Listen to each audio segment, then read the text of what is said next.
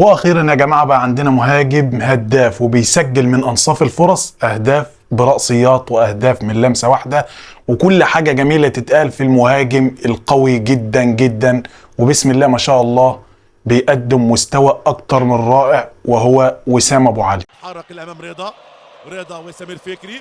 رضا عدى حلو، رضا هوبا راسول هدف جوه الجول رضا سليم النجم المغربي يعمل انطلاقه ويعمل. السلام عليكم ورحمه الله وبركاته، ازيكم عاملين ايه؟ يا رب تكونوا بخير، وبجد وحشتوني جدا جدا جدا، واتمنى من متابعيني انهم يسامحوني علشان فتره الغياب اللي بتقدر بحوالي شهرين يعني، ولكن والله غصب عني. الحمد لله طبعا كانت ظروف صعبة، مش عاوز اخدكم ونخرج عن الكلام عن الساحرة المستديرة والنادي الاهلي والارقام اللي الاهلي بيحطمها. النادي الاهلي النهاردة والاول مرة في صدارة الدوري المصري هذا الموسم بعد فوزه الغالي جدا جدا على المصري بهدف النجم والمهاجم الرائع جدا جدا من وجهة نظري وسام ابو علي، وبعد كمان تعادل الزمالك مع بيراميدز 1-1.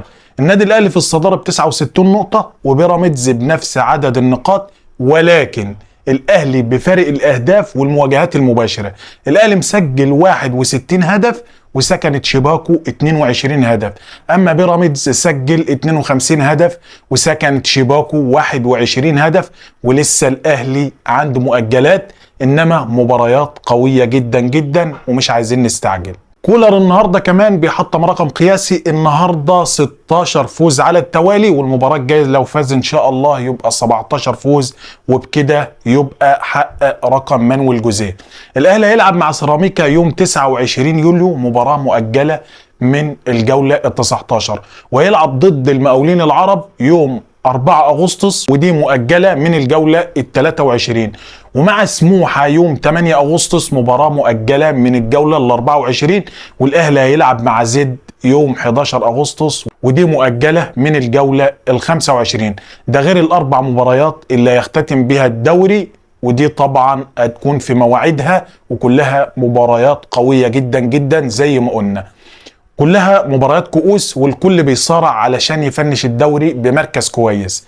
بس عايز اقول لكم حاجة مهمة جدا جدا وخلينا واقعيين، الحاجة دي هي الفوز على بيراميدز. المباراتين الفوز على بيراميدز في الماتشين حسموا الدوري بصراحة بنسبة كبيرة جدا، وإن كان مباريات بيراميدز اللي جاية أسهل بكتير عن مباريات النادي الأهلي، إنما بنسبة كبيرة ان شاء الله الدوري اهلاوي وبنسبه تتخطى 90%، لان النادي الاهلي خرج من الضغوطات اللي كان فيها دلوقتي، والاهلي صدر الضغوطات دي لبيراميدز بعد الفوز على بيراميدز في ماتشين، والدليل ان بيراميدز اتعادل مع الزمالك وكان خسران 1-0.